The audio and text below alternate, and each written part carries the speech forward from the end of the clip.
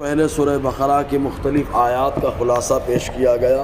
ابھی اپنے سامنے جو آیت کریمہ ہے، اس آیت کریمہ کے نزول کے تعلق سے دو قول پائے جاتے ہیں۔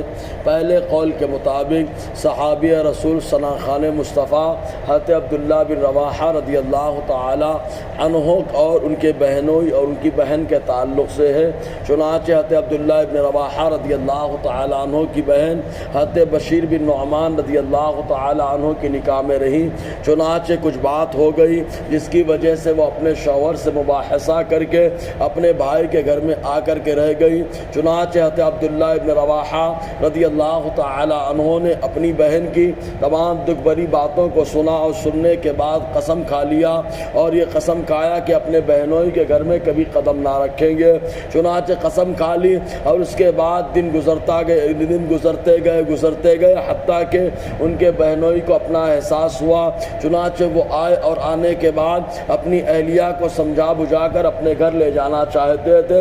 عبداللہ ابن رواحہ رضی اللہ تعالیٰ عنہ سے کہا کہ آپ ہی کو سپورٹ کر دو۔ آپ نے ارشاد فرمایا میں کچھ نہیں کر سکتا، اس لیے کہ میں نے قسم لے رکھی ہے کہ میں تمہارے یہاں قدم بھی نہ رکھوں گا۔ بہرکیف یہ معاملہ حضور صلی اللہ علیہ وسلم کے دربار میں پہنچا۔ تب آقا نامدار صلی اللہ علیہ وسلم نے حکم دیا، اے عبداللہ ابن رواحہ اپنی قسم کو توڑ ڈالو اور اپنی قسم کا کفارہ ادا کرو اور ادا کر کے اپنی بہن کی جو ہے صلح کرا دو، بہنوئی کے یہاں اور ان کے گھر تشریف لے جاؤ۔ تب اللہ تبارک و تعالیٰ نے آیت کریمہ نازل فرمائی اور ارشاد فرمایا کہ بات بات پر اللہ تبارک و تعالیٰ کو اپنی قسموں کا نشانہ مت بنایا کرو۔ اور ایک دوسری روایت کے مطابق یہ آیت کریمہ اس وقت نازل ہوئی جب حضرت عائشہ صدیقہ رضی اللہ تعالی عنہا کے والد حضرت ابوبکر صدیق کے خالہ کے لڑکے تھے جن کا نام مصطح تھا۔ چنانچہ ان کے نان و نفقہ اور خرچے کی ذمہ داری حضرت ابوبکر صدیق رضی اللہ تعالی عنہ کے ذمہ کرم تھی۔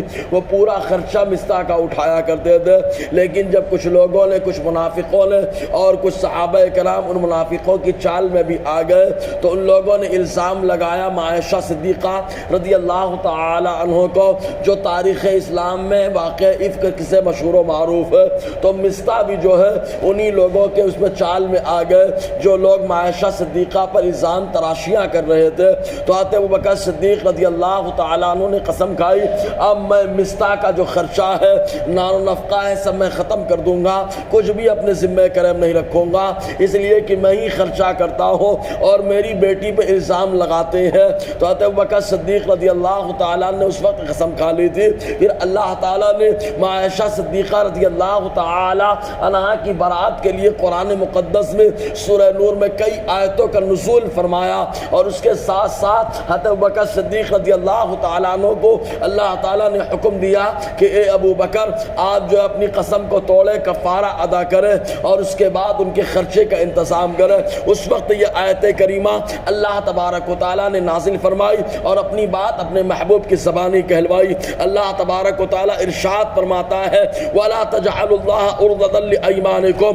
اللہ تبارک و تعالیٰ ارشاد فرماتا ہے کہ تم لوگ اللہ تبارک و تعالیٰ کو اپنی قسموں کا نشانہ مت بنایا کرو کہ بات بات پر اللہ تبارک و تعالیٰ کی قسم لینا وہ معاملہ نہ ہو۔ رہا معاملہ قسم کا تو قسم کی تین صورتیں بنتی ہے، یا قسم کی تین قسمیں بنتی ہے، ایک منعقدہ، ایک یمین غموس کہلاتی ہے اور ایک لغو کہلاتی ہے۔ منعقدہ کسی آئندہ بات پر قسم لے لینا کہ میں ایسا نہیں کروں گا، اگر کیا تو ایسا ہوگا، اس کو منعقدہ کہا جاتا ہے۔ یمین غموس گزری ہوئی کسی بات پر آدمی جان بوجھ کر کے جھوٹی قسم کھائے تو اس کو گناہ کبیرہ میں شامل کیا گیا ہے۔